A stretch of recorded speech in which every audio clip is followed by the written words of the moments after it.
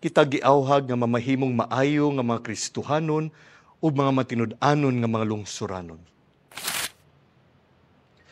Mayong adlaw mga igsuon, kini si Father Vince Michael Sabal, SDB, aksamtangang Vocation Director sa Don Bosco, Philippine South Province. Uban kita sa pagpamalandong sa pulong sa Dios. Pagtuo ug pagsalig sa Ginoo. Mao kini ang gitudlo sa atong Ginoong Jesucristo ngadto sa mga tinun-an sa dihang sila iyang gipadala alang sa misyon. Giun sa maniya sila pagtudlo mahitungod dining bertud sa pagtuo ug pagsalig sa Ginoo. Sila iyang giingnan sa dili pagdalag pagkaon, ni puntil, ni kwarta o bisan unsa gawas lamang sa sungkod. Pasulubon silag sandalyas, apan dili magdalag laing bisti, gawas lamang silang gisulob. Ang focus mao ang misyon nga gisangon kanila sa Ginoo ug dili ang mga material nga mga butang nga ilang dala. Sila gitudluan sa atong Ginoo sa pagsalig usab sa katawhan ug sa komunidad nga modawat kanila ug maminaw silang pagwali. Apan sayod usab sila nga adunay mga dili modawat silang pagwali ug mosalikway kanila.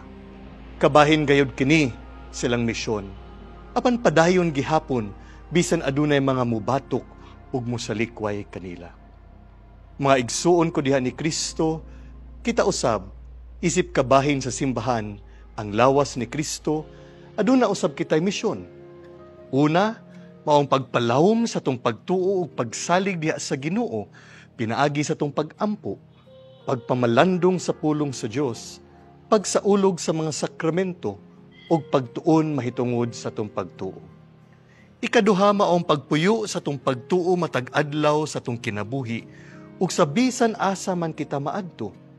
Kita giawhag nga mamahimong maayo nga mga Kristohanon ug mga matinud-anon nga mga lungsuranon. Ikatulo, maong pagpaambit sa tong pagtuo ngadto sa ato mga kaigsuunan, ilabay na katong wala mituo sa Dios o kaha na palayo tungod sa lain-laing mga hinungdan. Mga igsuon, nining Jubilee Year of Hope, atong palawman ang atong pagtuo o pagsalig sa Ginoo. Amen.